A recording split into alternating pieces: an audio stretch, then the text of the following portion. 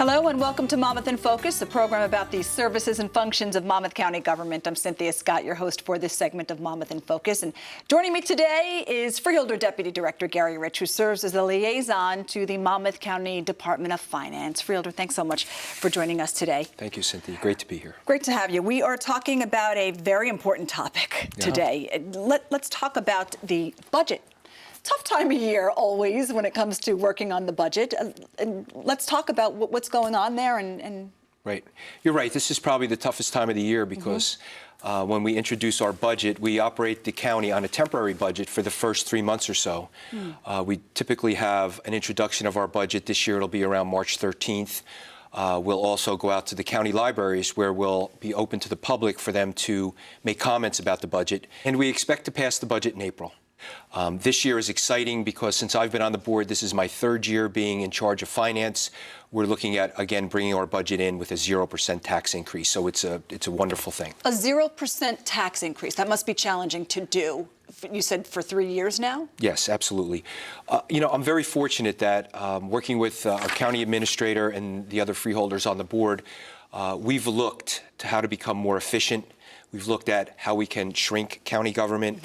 And we've also gone out and asked our department heads to take a look at your business. Tell us where you think you can help us to reduce costs. They've been they've worked very closely with us, and the department heads have come back, and we're very, very close to getting to that 0%. Absolutely. And in this tough economy, you have to do more with less, not just a county agency, but a lot of agencies, including the private sector. That's the challenge here. So let's cite some specific examples. What types of long-term initiatives you have with the county? Right. Well, one of the things is that we do try to run the county as a business. So we really look at every aspect across the board. That's important to us. But one of the things that we were able to do this past year was we've implemented some new IT systems around payroll, human resources, and finance. So what does that do for us? If you notice what's going on in the business world today, it's about collection of data. When we have data, we can make better decisions. For the longest time, if we were buying too many pencils or we were buying too many trucks, depending upon what the products were, we didn't have a way to kind of look at them and say we've purchased too much of this or too much of that, because the way that the budgets are, there's so much money. The budget is $481 million last year, so it's very large. So now with that data, we're able to really figure out where our costs are and how we can better spend our money. So that's been a huge help, and we've had the internal people have developed these systems for us, so I thank them for all of their hard work. There's also a new payroll system that... Yes, there is a new payroll system, which is great because now we can go to direct deposit. For the longest time, people would get their checks. We'd have to print them. That was relatively costly. Now with direct deposit, we can put the money directly into their checking accounts. So that's going to help save us over time. We don't need to buy the paper. We don't need to buy the ink. It's not huge dollars, but over time, it's like anything that just adds to where we're able to reduce our costs. Absolutely. So they won't be handed the paper, the paycheck anymore. Correct. Because it will be mandatory eventually that everybody has to have direct deposit, correct? Well, we think that's the best way to go, and it seems to be the wave of the future. And everyone has been they've been very good as far as going to that. Once it's like anything, change is difficult. Once you make that change, I think people find it to be very, very easy to work with. Right, absolutely. Cutting costs in this day and age is so essential. Everybody's complaining about government waste, correct? Correct. You hear a lot of those complaints. So doing something like that, like you said, it may not save you a ton of money, but if you're going to save a little bit of money here and then a little bit of money there. Every little bit helps, correct? Right. The other thing that we're looking to do is, we have shared services. So we're looking to save not only the municipality's money, but we're looking at the county on how we can take advantage of the revenue that we collect. So we really have, I think overall, I have to congratulate everyone at the county. Everyone has stepped up to try to make this a budget.